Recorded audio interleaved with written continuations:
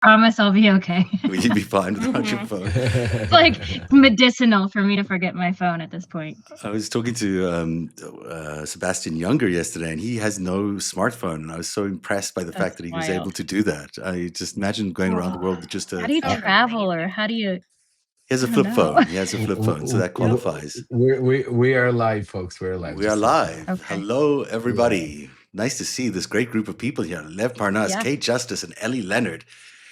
Kate, you and I were left out of the party a little while ago, but there was a big, a big event on the Joy Reid show here on Substack, where Lev and Ellie were talking about all sorts of things related to Michael Cohen and related to Katie Johnson. So we got to catch up on what happened there. Tell us what went on. What did we Yeah. miss? And Yeah. what No. should we know about the show that you had? Absolutely. So while we're getting in, folks, hit those, slam those hearts as far as, because we got an incredible show for you. A lot of information, some information that you're not going to hear anywhere else, between what Zev, what Katie, and what Ellie have uncovered is incredible. And we're going to talk about. I'm talking about actually maybe murder. We're talking about maybe burying bodies. We're talking about, so I mean. Oh no. And that was such a good cliffhanger he had. Well, while Lev joins us back, and I'm not sure why he's disappeared Lev, are you okay? We are going to be talking about all sorts of things, including these buried bodies and the alleged murders that apparently happened at two places. One was at the Zorro Ranch, and the other was at a Trump golf course. And here's Lev returning from the dark side. We're worried about you, sir. I got you, Lev. Thank you. I'm so sorry. It was my son Aaron calling me. Maybe he had something, so I'll call back.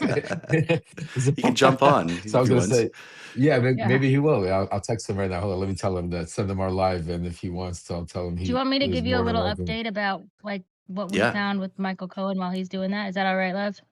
Yeah, before we go into update, I just want to give maybe a quick 30-second, tell everybody what was supposed to happen and background, because so they know what was supposed to take place. So quickly,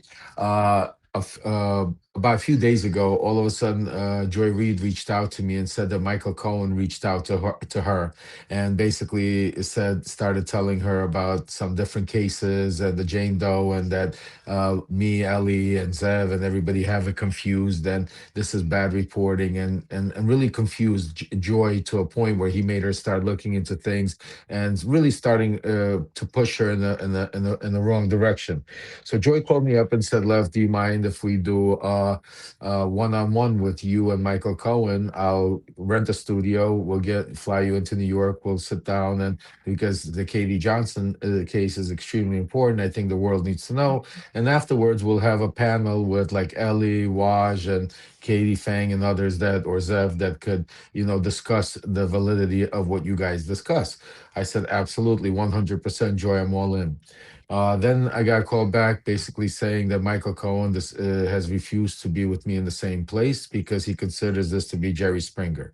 Then we decided that we would do it on video, Zoom, that we could have like on a Substack where Joy could moderate and me and Michael could be there, and we could discuss and get all of this out, because Michael keeps going, is still on his platform and still lying about, and I don't care about the insults that he does to us guys, because, we have thick skin, but it's the fact that he's doing an injustice to the survivors, and the fact that he's no better than what Donald Trump is doing by deflecting, by trying to protect himself, but instead of being one of those people that are trying to get to the bottom of actually figuring out the truth behind what's going on here. So Michael then decided he's not going to do that either. He said he's not going to be with me on the same panel because he doesn't want we're going to argue. Even though I told Joy I'm not even going to raise my voice. The facts are facts. There's no reason. I have no reason to argue with him. Then Michael Cohen came back and said he wants to go on first, and then me and Ellie could come on afterwards, and we could discuss it.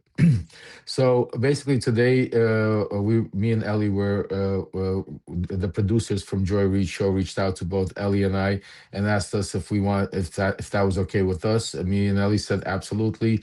And last night, me and Ellie were talking, and this case, and I said, Ellie, please do me a favor, because it's not just about the case. Because folks, I want you to understand, even if the fact that this wouldn't be the same case, even even if it wouldn't be Katie Johnson and Jane Doe and Michael Cohen still has a lot to talk about. Still, there's so much more that Michael Cohen knows about stuff going on in Trump world, Epstein, and everything else. And I explained that to Joy. I said, Joy, it's not just one thing, but I understand it's extremely important. So do me a favor. I said, can you? And I connected Joy and Ellie, and I said, please double check, because I am confident if Ellie tells me that this is the same case, I'm going to go with that. So Joy and Ellie got in touch. They were going back and forth, and finally, Ellie called me last night and said, "Listen, this is the same case. Ellie also reached out to the private investigator at Ed Opperman, right? Am I correctly Oppenheimer. saying his name? Oppenheimer. Okay, good. I don't want to mispronounce. And he was the actual investigator for Oh, you're Lisa right. Bloom on the Opperman. I'm KDJ. saying it wrong. It's Opperman. Opperman. Okay, Opperman. You're right. Yeah. I'm So sorry. Sorry, Ed. Ed also confirmed. Ed also confirmed to Katie that to Ellie that this is the same case. So Ellie told me Right. that last night, and I said, and me and Ellie both confirmed. We said, listen, we should let Joy know so she doesn't get caught off guard and Mm-hmm. Michael doesn't make her look like she doesn't. You know what I'm saying to you? So Ellie today earlier sent Joy all the stuff and told her, listen, this is where we are. This is where it is. And Joy, like a good reporter, she didn't try to do a gotcha moment with Michael. She called him up and said, look, Michael, this is what Ellie, Lev, and this is what they're going to come with, which again, we're being transparent because we're not trying, this is not a show. And we're trying to get to the bottom of the truth. We're trying to get to accountability, and we're trying to get to justice. And Michael keeps preaching that he's part of that team. So when Joy told him that, Michael canceled the show. Michael said he's not going to go on the show because he obviously realized the gig is up and he's not going to be able to come use Joy Reid and confuse the situation. So at that point, Michael went on his show and continued lying and giving false information, literally. And I want to tell you, and that's the most disturbing part. What I saw Michael do today literally showed me if we did a video of Michael Cohen and Donald Trump and discussing the Epstein files, it's the same exact MO.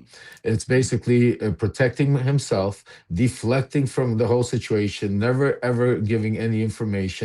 And when they get confronted with certain facts, they basically blame others. Everything is a lie. Everything is a lie. And the bottom line, say, see no evil, hear no evil. Those three monkeys. So basically that's where we were. So we went on the show, and basically, well, now I could pass it off to Ellie. Ellie, why don't you tell how, because it was I was going to great back up because a we little had, yeah. bit. Oh, go ahead, So Ellie, I back up, had go ahead. been, yeah, I had been writing about something else a couple of weeks ago, and somebody had reached out to me on Signal and said there's this guy named Ed Opperman, and he wants to do, he's working on some similar stuff, and he wants to, talk to you on his podcast. And so I went on his podcast, and in the middle of the podcast, he just happened to mention, like, offhand, that he was Katie Johnson's private investigator, and I about fell out of my chair because there's very few people that have met Katie Johnson personally. Really now I know 3. It was so shocking. I was like, I have questions for you, but I can't think of a single one right now because I wasn't prepared for this. But afterward, this stuff kept going on, and then we started talking to Joy Reid, and she showed me the 2 different cases, and I was fairly certain that it was the same case because I knew that Katie Johnson had first filed under the name Katie Johnson as a pseudonym, and then I knew she had refiled under the name Jane Doe. But there was questions about dates because she refiled a couple of times based on just getting new legal teams and having to do a better job at filing. There was nothing wrong with the case. She's represented by 3 different lawyers, so it's a very credible case. So when Michael Cohen came forward and said, this is not the Katie Johnson case, this is another case. He said something about a Mary Jane Doe. He said something about an infant. And he said that he went out to the Bronx to look for this woman and that it was a parking lot, that her address did not exist. And so when Joy presented me with his second court case, there was something in there about an address not existing. But I took it all to Ed Opperman and I said, is this the same case? Like, I think it's the same case, but you would know if this is the same case. And he said 100% same person, same case, same plaintiff, same complaint. And then I said, is there any truth to this idea of going in the Bronx and there being a parking lot? And he goes, I don't think so. But he goes, I have everybody's address listed in this case. I will go back. I will double check. Sure enough, there's nobody from the Bronx, not a single there's nobody near the Bronx. And so I was just very confused because I don't know where this other case would have come from. There's nothing listed unless it was a phone call that never went anywhere.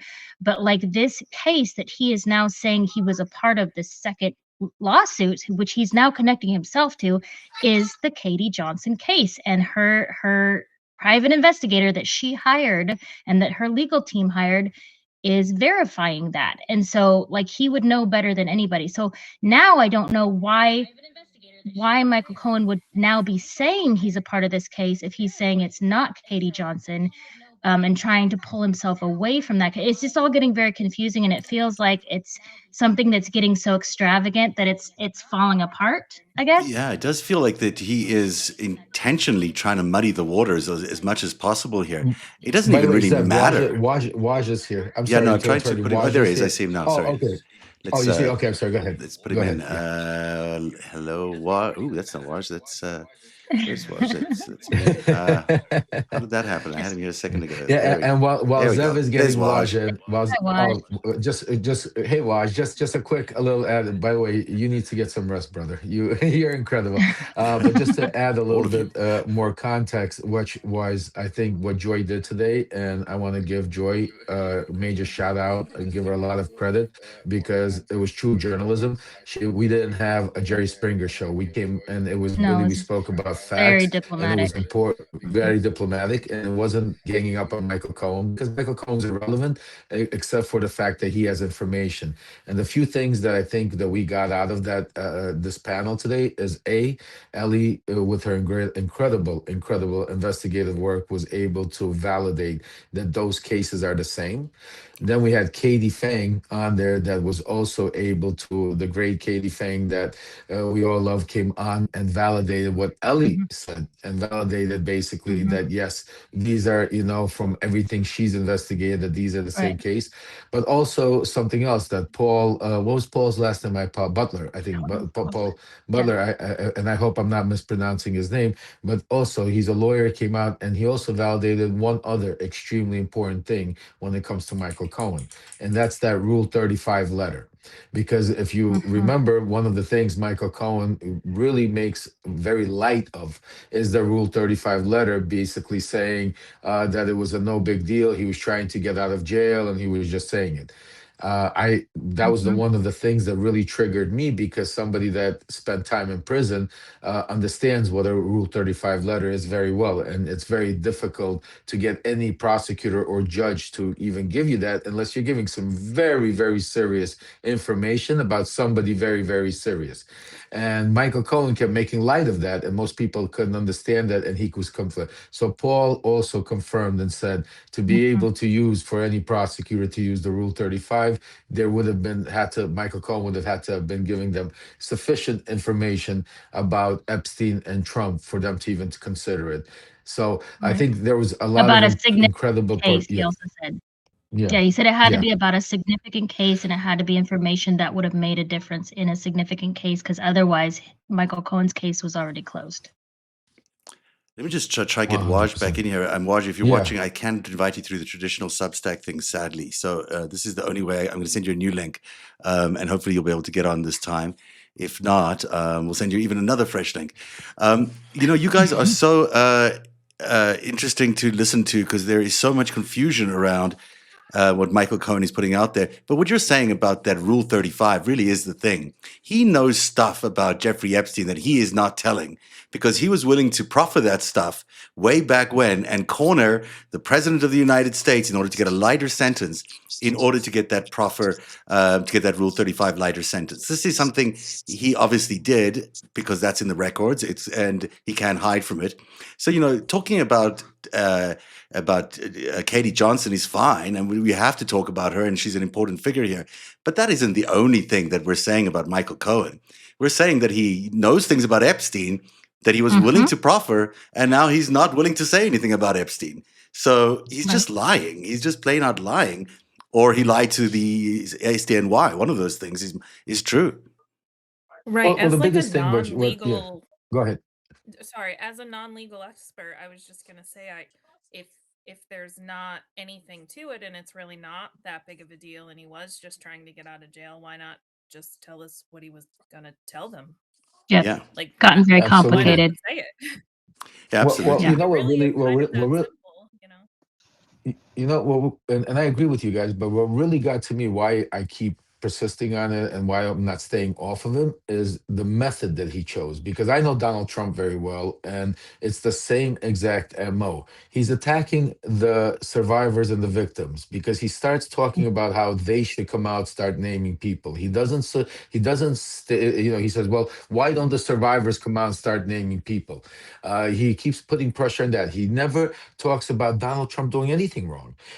He just think of it. It's not like he said, for instance, okay, yes, I wasn't involved in the KD Johnson case, but there was another 13-year-old that made a case, and Donald Trump told me to go shut her up, or Donald Trump told me. See, there's a different way. Instead, he's attacking, insulting. Why insult Zev? Why insult Ellie? Why insult? Like these aren't personal. Zev doesn't know Michael Cohen. Ellie's never met Michael Cohen. They have no personal attack. His name. They asked a simple question. And the fact that he is using the tactics by calling us names, by saying we're trying to cancel him, we want his subscribers, we're trying to make money off of it, we're clickbait rage. It just shows me how guilty he is.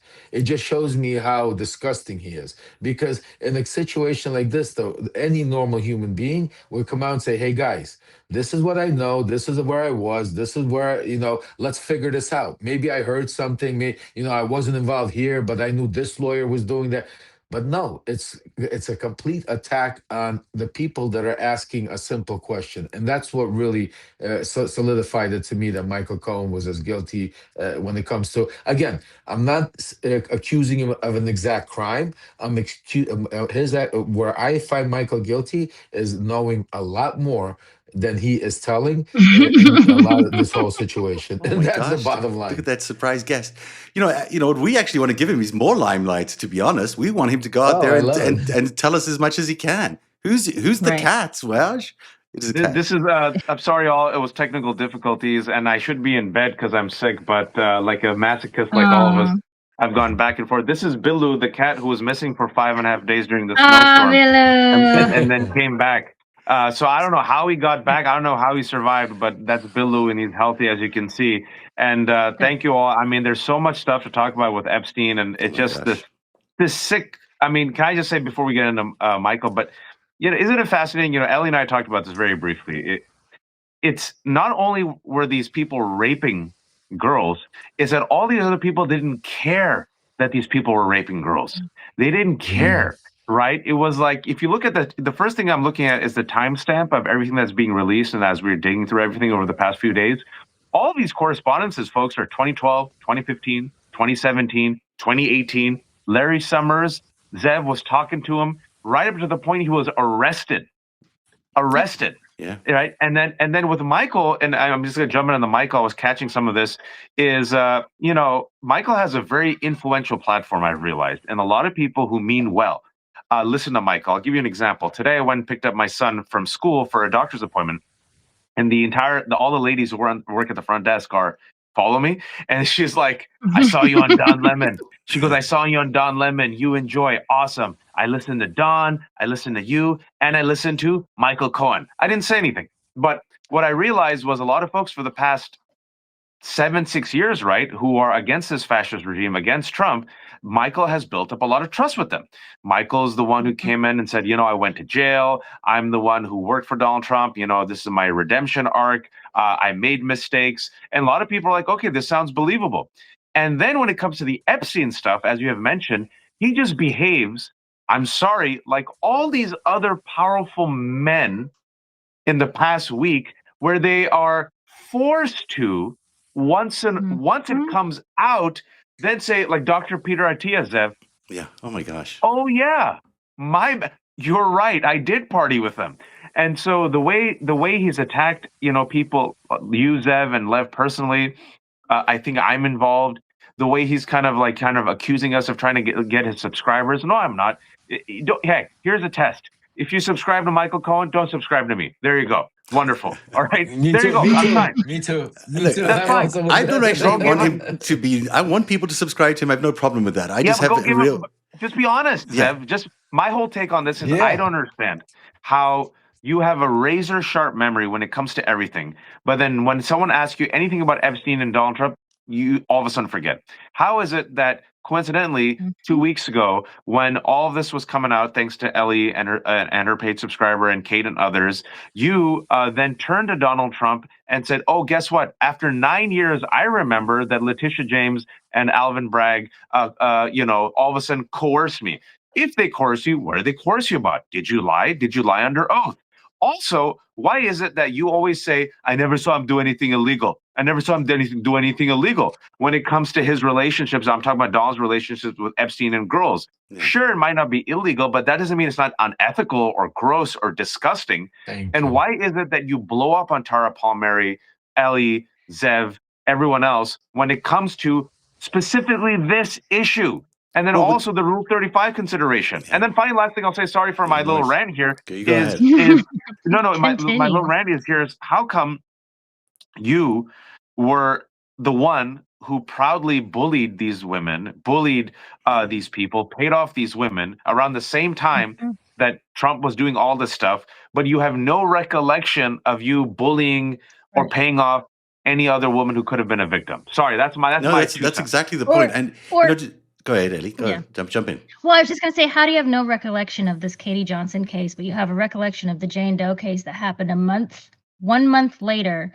That was the same case that was brought the same way. How do you have a full recollection of that and say that, oh yeah, I was involved with that one, but I have no idea who Katie Johnson is, never heard of her, don't have anything to do with it? Like, they were the same case. It was the same person. He was accused of the same thing.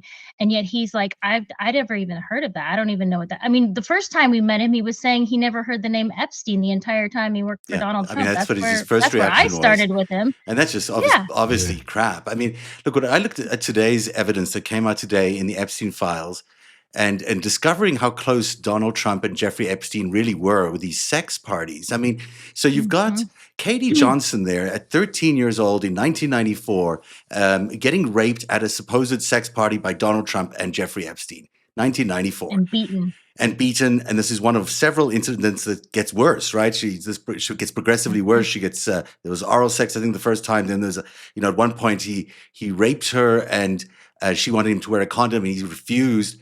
And ultimately, He chained her to the bed. Yeah, and then she threw money on the bed and just get an abortion. I think not in those kinds of words either. And so in the same year, now we found out in today's, looking through the files today, that there was another sex party at Trump's golf course, the Rancho, what's it called? Rancho Verde golf course. I'm not getting the name wrong. I'll get it right in a second. But that Ghislaine and Jeffrey were hosting at Donald Trump's golf course.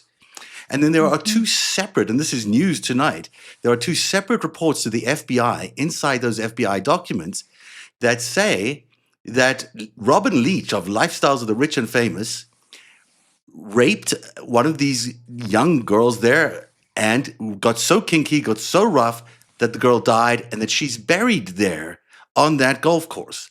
Two separate accounts of the same thing. One's a girl, one's a woman, one's a man, calling into the FBI over separate years. One was in 21, one is in 25. This is, the president is hosting sex parties by Jeffrey Epstein and Ghislaine Maxwell. That should be easy enough to figure out if that's accurate, but it's repeatedly mentioned here in the FBI files. And then Robin Leach is twice mentioned as being a murderer, really, of one of these people that he's having rough sex with. I mean, to me, there is so much, and this is all happening in 1994. This is the same year that Katie Johnson was allegedly raped by Donald Trump and Jeffrey Epstein. Now, that's a lot of smoke. That is not just a little bit of smoke. You've got multiple reports, different complainants. And then there was all this other stuff in those other complaints that were FBI received about other people being buried behind the 19th hole, using, again, different words than I'm using. But it's in all of that context, it's kind of stunning when you think the president of the United States is associated with multiple attempted rapes and potentially murder. all the way back to 1994. I was just gonna say that, Well, like, go it's ahead. okay. Thank you. Just that we're getting this, and this is shocking, and we're surprised by a lot of this. But the FBI has had this for decades. They Mhm. have had this for Sick, decades. There has never been any cadaver dogs on the 19th hole, and sick. you know, Epstein's MO was he liked wayfish girls. He liked girls that looked younger, that were thinner, that were less strong, that felt weak, that looked childlike. And when you think of someone like Ehud Barak, who's out on the island and his thing was to choke girls until they passed out, the likelihood of somebody not coming to because someone took it too far, especially at Zorro, which that's been described at Zorro, that is a place that he liked to visit. You Yeah. know, that is not unlikely. It's not like they were going to call the EMT to come out there and revive a girl from an Eastern European country that came in with no name. They would just deal with it. And you know, they found an ambulance, an uncertified ambulance on the island. I mean, there's all sorts of weird things, but the likelihood of a girl being choked is not, I mean, It's always that such rough happened. That sex was even, too. All yeah, their descriptions are so rough. I mean, there's yeah, just always so yeah. much They were pain, and the violent. descriptions of it's Yeah, not just sex; it's violent. yeah. You know, It was orgies. power. It's just very disturbing Sick, to read and to hear. You know, and sick. does Can I anyone? Yeah, just go ahead, add Kate. Yeah. to that? And I just want to say I had made this comment earlier today that as far as like, as far as it being an FBI tip versus an email versus, just how true something might be, I had Mhm. made the comment that that is that is the fault of the DOJ. Mhm. So they have put us in a position where we have millions of files with no context to go through because they refuse to do the job to begin with.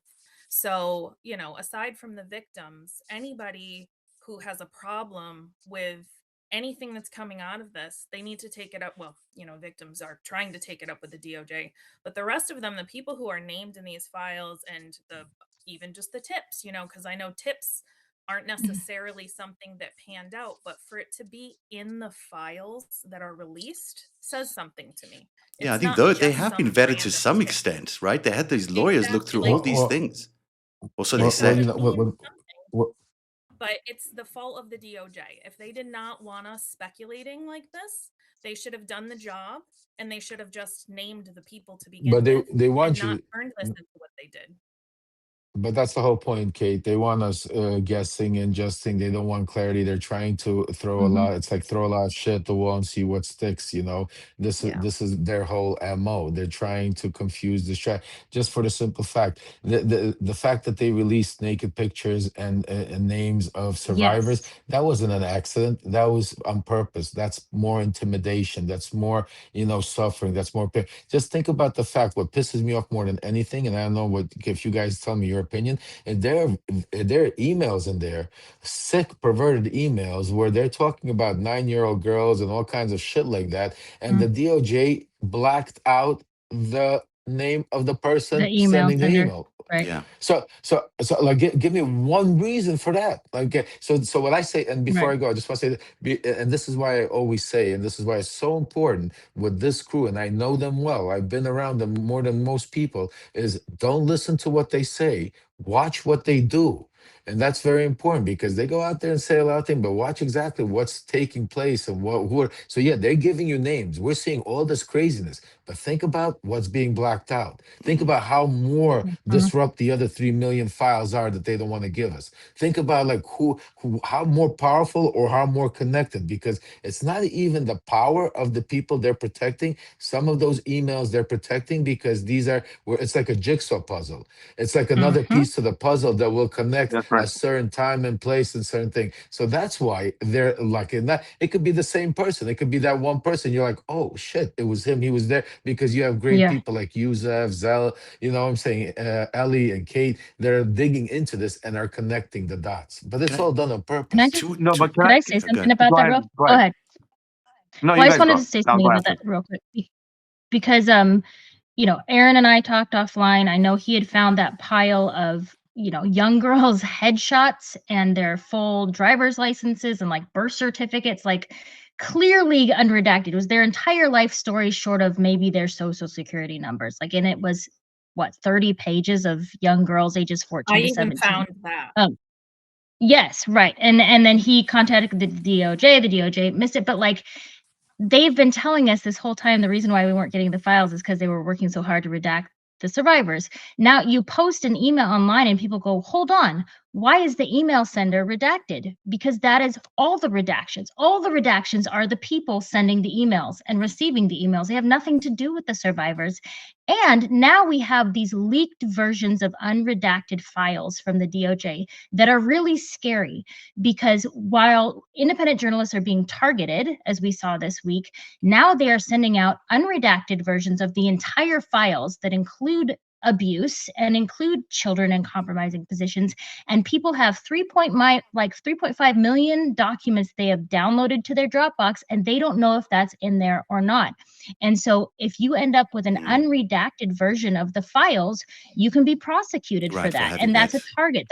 That's on purpose, because there's no place for those files to be coming from except the DOJ. They cannot be leaked from anywhere else. And so that is very intentional, that they want people, ironically, not the people who perpetrated these things, but the people who are investigating these things, they want them to be caught with raw material that they're not supposed to have. Yeah, I've also heard rumors about viruses being embedded in there, which we can't verify, but there's still, a lot of things that they're doing that are wrong. Waj, before you jump in, I just want to play one little clip. This is 2010. This is Jeffrey Epstein under deposition here. This is what he had to say. Have you ever had a personal relationship with Donald Trump? What do you mean by personal relationships? Have you socialized with him? Yes, sir. Yes? Yes, sir. Have you ever socialized with Donald Trump in the presence of females under the age of 18? Though I'd like to answer that question, at least today, I'm going to have to assert my 5th, 6th, and 14th Amendment rights, sir. I mean, what does that tell you, Waj? We know he has. We've seen the videos, we've seen the photos, we've seen story after story. Jeffrey Epstein, in a recorded conversation with Michael Wolff, said that he was Donald Trump's closest friend. We also have from the Epstein files, you saw the email where he said, I've known a lot of terrible people. Nobody is worse than Donald, the president of the United States of America.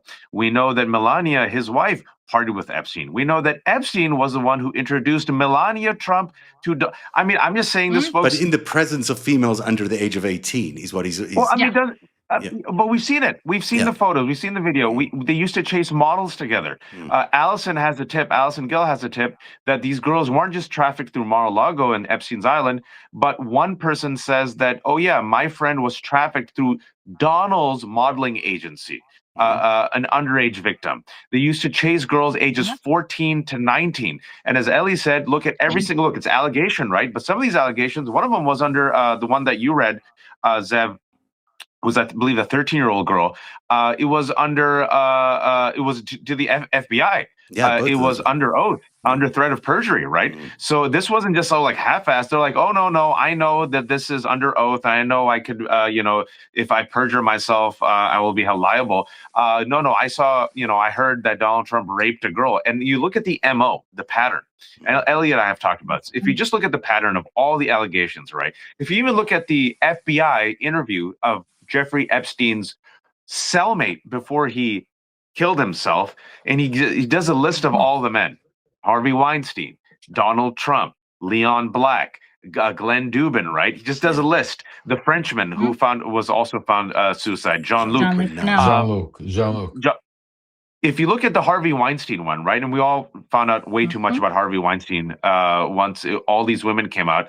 If you look at the sex act that the cellmate described, it is completely consistent with the stuff that Harvey Weinstein used to do to other women. Yeah. If you look at all the allegations against Donald Trump, if you look at his MO, his own language, if you look at what he did to E. Jean Carroll, it is consistent, folks. That's all I'm saying. I'm just telling you what we see with our evidence of our own eyes and ears. It's what he describes in the Access Hollywood video. Is what that's his MO, is what he describes. You can just grab him. You can just grab him. And what did E. Jean Carroll say? He pushed me against the wall and he grabbed me.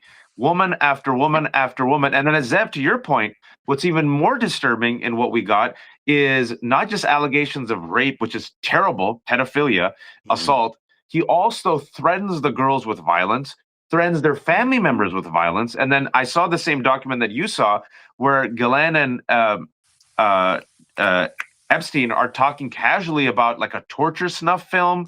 And they're also talking about like girls potentially being buried somewhere. So it goes beyond just rape, which is bad enough, trafficking, cover up, but potentially murder. And then again, I think Lev, you said something that I'm trying to tell people, right? You know, what we saw with what we've seen is not just the tip of the iceberg, right? Suppose you're building a puzzle, folks, and you're building a puzzle. Yep. And you have a lot of blank spot, but you're like, I think that's a nose. I think that's a toe. And then this adds more pieces to the puzzle. We're like, oh shit, this is not a 1,000-piece puzzle. This is 100,000-piece puzzle. And there's a nose and a toe and another country and a financial institution and a billionaire. And what you're looking at is a constellation, a cabal, if you will, of some of the world's wealthiest, most powerful people, institutions, financial institutions, secret intelligence agencies, countries, and the node of it is Epstein. That's the node. And the fact that Todd Blanche said on Sunday, this is the last that we'll ever get, and the fact then he went 2 days ago on Fox and told Laura Ingraham, partying with billionaires isn't a crime. I mean, I was joking, Zev and Lev and Ellie and Kate, that by the end of the week, and it was still Wednesday, the GOP is going to be like, pedophilia, isn't that bad? I mean, I think we're getting now there. they're I think they're defining already. what pedophilia is. They're like, it's under a certain age is pedophilia, but over the age of like 12 or 13 is technically a different term. I got that. Some guy in Florida got on my Twitter today and said, that's not pedophilia. It has a different term. And it's like, are you justifying 13-year-olds? Because that's what this sounds like. I mean, Megyn Kelly said it last month. Barely legal. Megyn Kelly. The sick part is they're trying to 14 to 17, and and even Michael Cohen today on his show, he was talking about saying, 17, 18-year girls, that's not pedophilia. Like, I mean, you could tell the slip ups, you could tell the mentality, you could tell what and don't forget, Trump had Mrs. Teen USA or Miss Teen pageant alongside with Miss Universe at the time, and who was the Cohen president was like vice of president of, wasn't he? Yeah, he was the he was the president of these. Exactly. This is what I'm trying. This is the sick part. This is what I'm trying to say to you. It's like you just keep going and going. And the one thing I just want to touch on also, you guys, a lot of people just keep forgetting who Donald Trump is. Let me just give you a quick reminder. Donald Trump, just because he has a lot of money and he's able to do all of these fancy stuff, doesn't detract from the human being. This is a man that grew up with an authoritarian father that never loved him and basically never showed him any type of care except for money. Donald Trump left and then started getting mentored by a mafia kingpin by Roy Cohen that taught him how to be a monster that he is. He associated himself with some of the most powerful monster gangsters in New York City, like Fat Tony Salerno and others. Okay, he visited those social nightclubs, and then so Donald Trump was not some kind. We look at Donald Trump like he's the president of the United States today. Like, oh, how could he do that? Donald Trump, if you take a look at the time era of where it was, and if you forget about where he is now, you will see there's plenty of evidence, videos, pictures, photos, him in his own words saying exactly, acting, and they were all doing it. So that's why I'm saying, don't forget who Donald Trump is. The other thing I want to just mention before I pass it on is the most important thing I think that we're not seeing, and I think Zev has been on this more than anybody, is we've seen over all these millions of dumps of paperwork. Where are the financial folks? Where's the financial paperwork? Where is the money trail? Where's the wire transfer between Russia and the Epstein that we're hearing there were billions right before his? Where's all of that? Where the 2008? We're not seeing any of that. It's so important because we're seeing bits and pieces. Go ahead, Ian. Yeah, but I mean, we know the other thing that keeps coming up as well, and I will go back to some of the other salacious tapes as well. But the connection to Russia is so evident throughout these entire dump of files. It's really hard to avoid that this is a Russian operation, maybe with, not even maybe, with Israeli intelligence services attached to it somehow. But this was quite a sophisticated, organized, not quite, a very sophisticated, organized criminal operation that was attacking America. So Jeffrey Epstein is not just some crazy guy and, who happens to be best friends with Donald Trump and they're just going wild and, people might die here and there at their sex parties. No, this is an intentional corruption of our system. This is intended to corrupt our leaders, intended to corrupt our politics. It's intended to, crash our economies time and time again so they can extract all this money out of the system. This is not some small-time little operation. This is a very big Russian-based, Russian-led operation in order to really hurt America. And, Masha Drokova. Yeah, Masha Drokova. I was just going to say that name. Who keeps coming up time and time again. Head of the Putin youth. I read another... Yeah, because, okay, just jump... I'm sorry to interrupt you. Go I just had to jump in there. Go for it, we were just Ellie. talking about this. So Masha Drokova is like the head of Putin's version of the Hitler Youth. She is his child bride, for lack of a better term. There's a movie about her called Putin's Kiss because she kissed him in public and it was all over the newspapers. She became Epstein's PR person and worked for Epstein. She then introduces Epstein to Nellie Bowles, who works for the New York Times. Who is Nellie Bowles?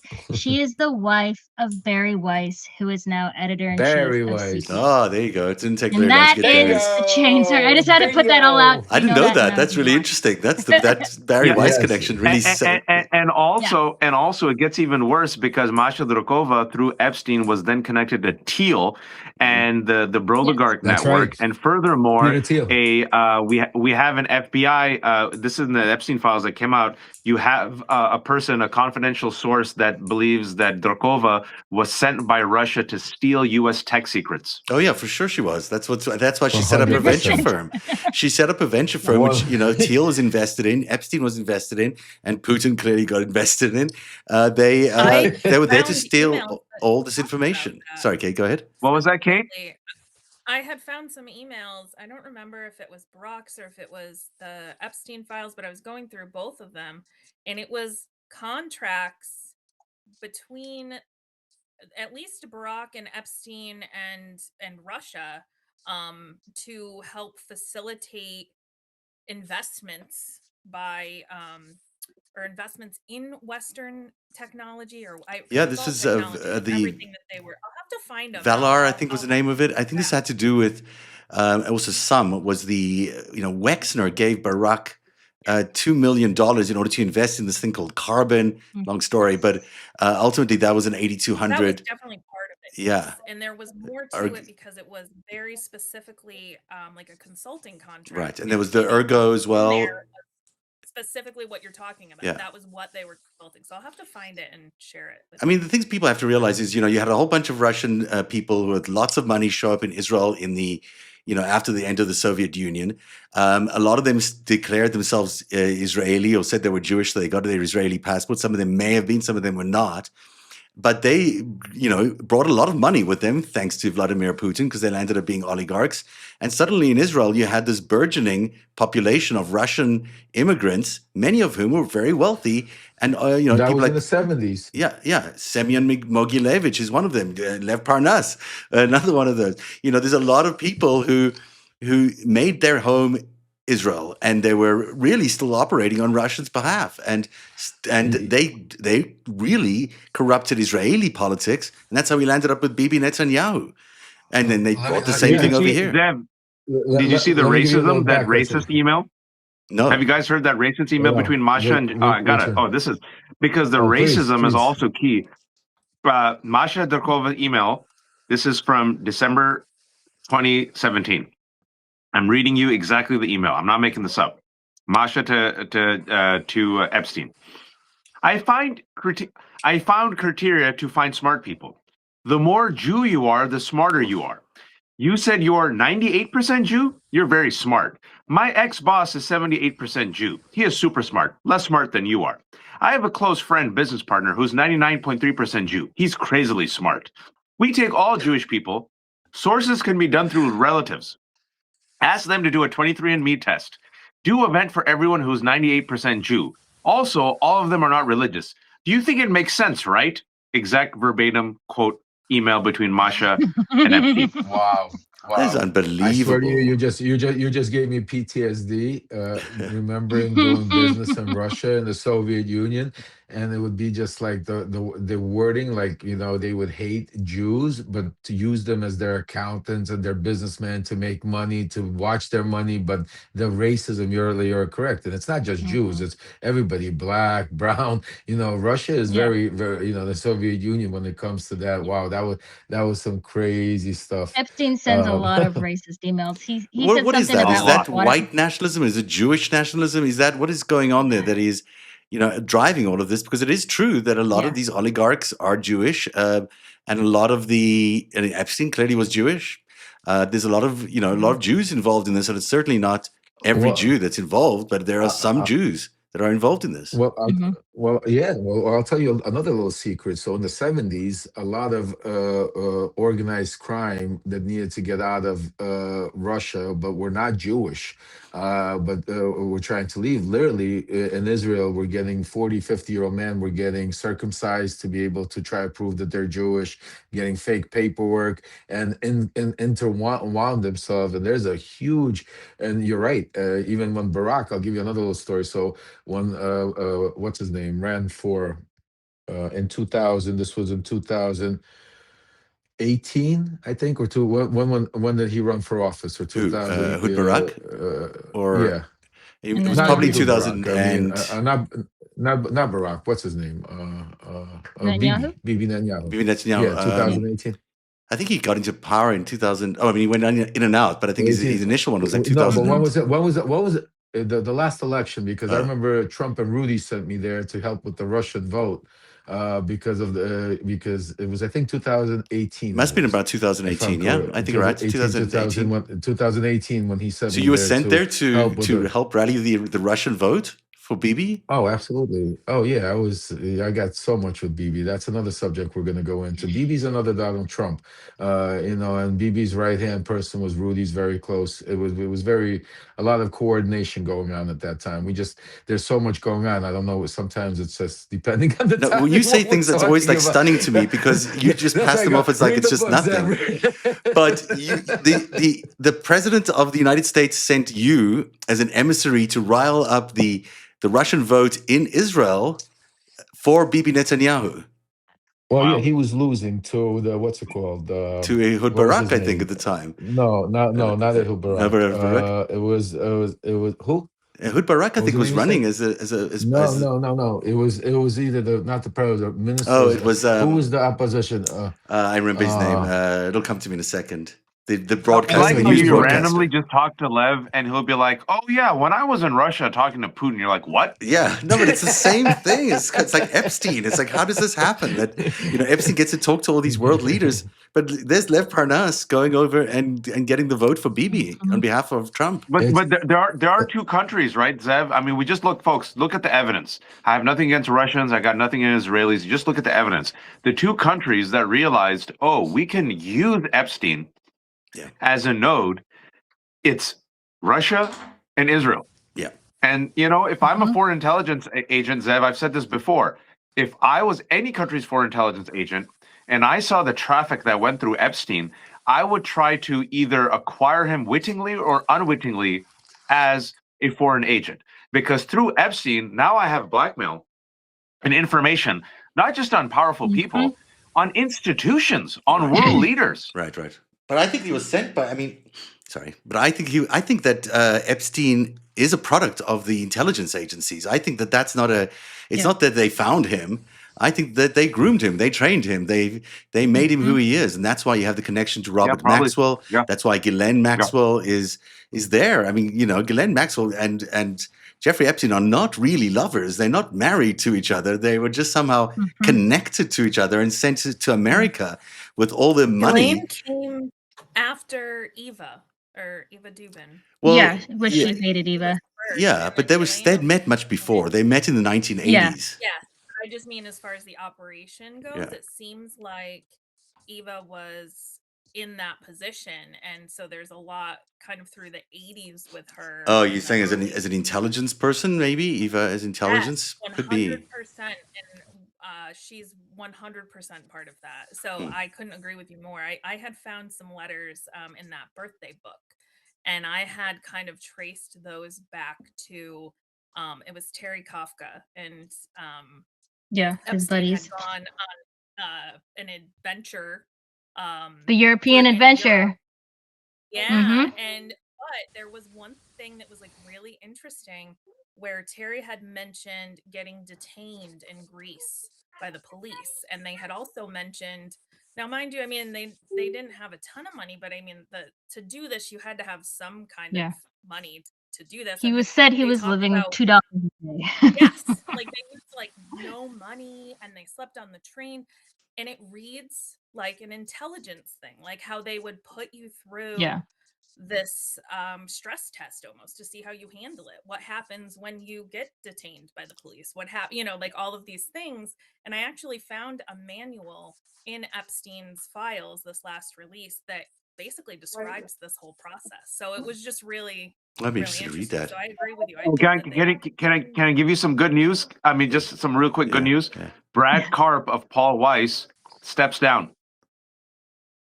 Oh. It said that Brad Karp is Paul Weiss is the Brad Karp was mentioned in the Epstein files. Brad Karp is the CEO of Paul Weiss. Paul Weiss is a corporate law firm that was the first one to bend the knee. Epstein, it was the first one. It was the first law firm to bend the knee last year to Donald Trump. Everyone was shocked how quickly Paul Weiss could bend the knee. We found out. Well, I think we found out because Brad Karp is all over the latest batch of the Epstein files, where Brad Karp was effusive with praise for Epstein because Epstein got him into a private, exclusive golf club. And then Brad Karp said, "Can you get my son to star in a Woody Allen movie?" And voila! And also Brad Karp represented Leon Black, and Leon Black is the one who apparently connected Brad Karp and Paul Weiss to Jeffrey Epstein. Oh, that is really. I'm glad there are some heads rolling. It's about time for some heads to roll. That is big news. It's and it's important news. Lev, can I circle some of this back? Go ahead. Yeah, I was just going to show you guys for next time. We'll do a special show. I know Waj, for you, my brother, and for you, Zev, and all of you that want. So I just want to show you. This is Yair Netanyahu, Bibi's son. Yeah, I can't see it there, but let me see if I can give you a wider. Is he texting you? WhatsApping you? Yeah, this is our conversations. As you do. So you're telling me that you know Yair well? Get him on. Take a look. Bring him on. I can't see it there because of the weird way the screen is structured. But I believe you that you're talking to Yair Netanyahu there, who's the heir apparent. And that's wow. And Yair is very close to life, man. Now, are you intelligence, Lev? Are you intelligent? Like, where does intelligence meet organized crime? Where does it all meet? No, I am curious because this is where it all connects, right? I mean, it's a little spycraft, it's a little mafia, it's a little everything. What is it? It's a combination. It's power, and that's what I keep talking about. Power, it controls, and the whole thing that we're seeing right now play out that's never been played out before. All of this we're seeing happens every day in Eastern Europe and all of these countries in Middle East where you don't have a clear constitution. You don't have. That's why everybody wants to be like America. So we're not used to watching all of this, but this type of stuff goes on in all of these countries, all over the place, all over the world. Now you're seeing Donald Trump bring it here. And that's why everybody's like in shock and saying, oh, we got the mob involved. We got corruption. We got, dictatorship. We got all of that. But that's a typical life in Russia, a typical life in a lot of these Eastern European countries, a typical life in the Middle East where you could bribe the officials to get out and do whatever you want or get things done. And now you're seeing it here in the United States. And that's why I keep sounding the alarms and saying that, if we don't act quickly, one day we're going to wake up and it's going to be too late, for a long time. People are going to lose control. And that's why right now, just think of it, we have right now one vote majority. A one vote majority. I mean, if we can't somehow overcome that one vote majority, if there's some kind of democratic leadership doesn't step up to somehow figure out how we could right now with a one vote minority, not majority, minority, could be able to figure out how to take control of the House before the midterms and start at least pausing some of this craziness, I promise you, he will, because at a totally separate subject, what we just spoke about in Joy, and I broke some news there. Folks, they are planning to indict people in Georgia. They're planning to use, Georgia as a place and then go into, when he says 15 states, let me explain to you what's going on. And this is important. I'm sorry, I'm shifting a little bit here, but it's very important. So when he comes out on on the podcast, Bongino says, I want to federalize 15 states. He understands he can't go just do it. There's a constitution, the Republicans, everybody will go haywire. So the plan is, about 6 months ago, he put together a group led by Tulsi Gabbard. Under that group is John Ratcliffe from the CIA agent. You got Kash Patel from the FBI and Pam Bondi from the DOJ. They were tasked to look into election reform, what they call it, part of Project 2025. What that is to figure out and find corruption. And what they were trying to, like Georgia, why Georgia was the first state is because in Georgia, they had a lot of accusations and a lot of different conspiracy theories. And that's why right now, what I'm hearing is the plan is to use Georgia as a kind of model, go in there, indict certain people, show that there was doubt, no credibility, the elections are not safe. And then for the other 15 states where they feel that the Democrats can't control a fair and safe election, to implement certain, like no mail-in voting, having ICE agents stand in line, checking IDs, having Republican, and this is the interesting part, what somebody told me, and I'll quote you, is he definitely listened to Putin when Putin told him in Alaska, it's not a matter of who votes for you, it's who counts the votes for you. And this is what is being put into place right now of how this system. So that is, and if blue states don't agree, he's cutting the funding. That's the other thing he'll do. He's got the threat of cutting all the funding to blue states. So you lose federal funding, or you cooperate with their plan to steal the elections. I mean, that's really the choice. Can I say one quick thing before I leave, Zev? Just because my family's here. What we've seen from the Epstein files, and connecting to what Lev just said, and people need to have their eyes wide open, because we saw Tulsi, the head of the Director of National Intelligence, join the FBI raid in Georgia, where they took the original ballots from 2020. Donald Trump was on the phone talking to the FBI agents. Then you saw him openly say, maybe Republicans should take over the elections. We've also seen him invoke the Insurrection Act and threaten to invoke the Insurrection Act. We've seen now Steve Bannon openly say ICE should surround the voting polls and straight up intimidate people. He wants to end mail-in ballots. He got that whisper from Putin as soon as Putin said, now he's been obsessed with it, even though he's done mail-in ballots, right? As this is all happening, if you look at the Epstein files and you look at what Jeffrey Epstein was up to, in the last 15 years, he was perfectly fine, his own words, to undo the post-World War II order, right? Go back to tribalism. He wanted to meet the founder of 4chan, where we got all this QAnon bullshit and nonsense, right? He was perfectly fine helping Putin and Russia. He was perfectly fine seeding these types of ideas to Thiel and vice versa about cryptocurrency, deregulation, destabilizing the financial markets. I think he did it as a cover for his pedophilia, meaning his end goal was his pedophilia. For Thiel and the oligarchy and the other people, the end goal is power. And they were willing, if you just see the documents of the Epstein files, they were willing to burn down the entire post-World War II order for power. So what would Donald Trump do? And if you think he's going to leave peacefully, folks, I give you the 2020 insurrection. I give you his own words. I give you what's happening in Georgia, and I give you the Epstein files. Yeah, this does not end peacefully, for sure. There's going to be something very difficult at the end of all this. I got to go, guys. Thank you so much for inviting me. You're amazing. Great to have you on, as always. Get some rest, brother. And that man works so hard. He's on the Substack all the time, and he deserves every bit of rest he can get. But he's so dedicated to this task. It's great to have him on the show with us. Sorry, I didn't mean to cut you off. Ellie, let me put you back in here. No, it's fine. There you are. You're back. There you go. I've got so many questions. I don't know how much time you guys have left, because I know we're going to wrap up soon. But can I just circle back to one thing? Let's do. Also, we could do a part 2 either tomorrow or because I think there's so much. I wanted to circle back to cover. One Katie Johnson thing go ahead. as well. Let's go. Let me do this first, because then it ties into Katie Johnson. This is what Waj was talking about earlier. This is the document that comes from the FBI, which talks about that they called the PBI National Threat Operations Center to report Donald Trump knew and funded underage sex parties at the Donald Trump golf course. And it goes on to implicate. I'll read the whole thing. It's actually really intense when you get into the details of it. X was recently interviewed by an FBI agent. However, he felt triggered as a victim and did not report all of the information. He had recordings of Donald Trump, Jeffrey Epstein, and Ghislaine Maxwell discussing marketing strategies for high-profile sex parties at the Donald Trump golf course. However, X called the recordings to a lawyer, mailed the recordings to a lawyer in the Cayman Islands, and X was part of the Sinaloa cartel and worked closely with Epstein and Maxwell. However, he was able to walk away from the cartel due to his status with Epstein and Maxwell.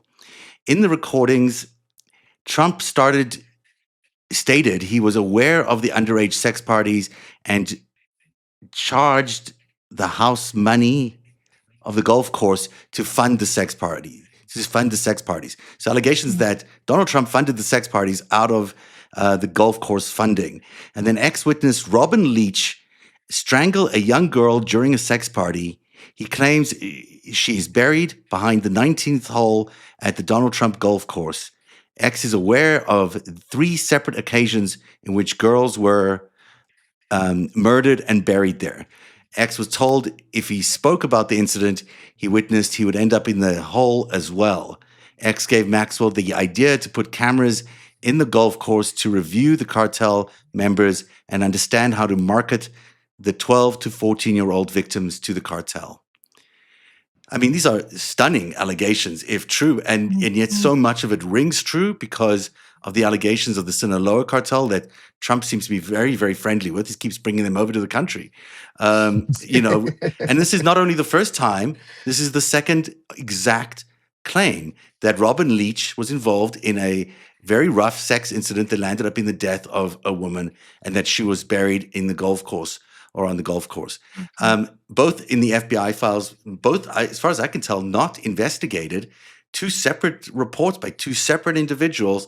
To me, that's something you investigate when that shows up. And the FBI did not investigate it.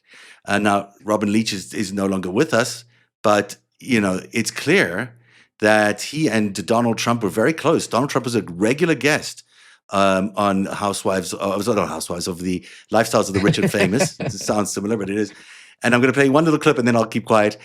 This is what, in 1994, this is Donald Trump talking to Robin Leach on that show about his daughter, who's 1 year old at this point. Donald, what does Tiffany have of yours and what does Tiffany have of Marla's? Well, I think that she's got a lot of Marla. She's really a beautiful baby, and she's got Marla's legs. We don't know whether or not she's got this part yet, but time will tell. But his 1 year old daughter, talking about her breast, talking about Marla's legs. I mean, I don't know. There's a pattern here. There's circumstances. There's whatever you want to say. This is all in 1 year. This is all 1994, by the way. The same year that Katie Johnson was allegedly raped by Trump and Epstein. So, I mean, if that's the first thing that your mind goes to when someone asks you about your new baby daughter, that just says a lot. It's not isolated. He did the same thing with Ivanka everywhere she went. I don't know anybody that's their first thought about their infant daughter. That's gross. Well, we've heard a little bit about the calendar parties this year. And I remember when I was going back and I was researching, Epstein's time with Trump and what we had on the record. One of the things is they set up a calendar girl party at Mar-a-Lago and they had an event planner there. And the event planner said, okay, we're going to set up this party. How many guests are we going to have? And Trump said, just 2. And he says, just me and Epstein.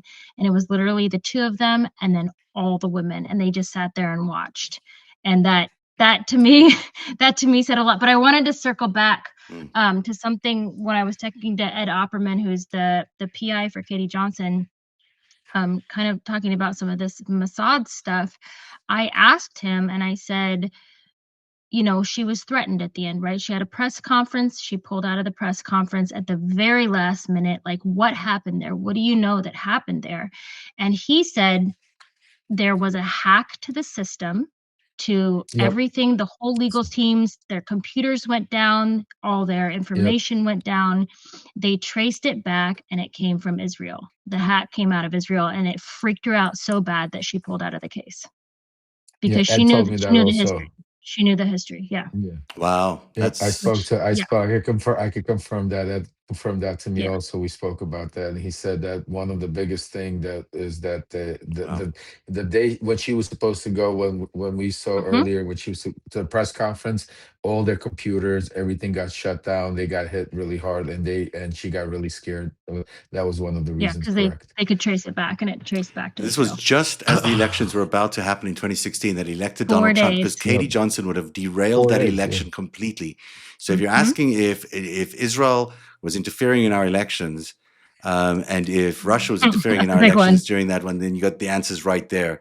By the way, around the same time, my entire studio started burning. My microphone started burning one day around that same period of time.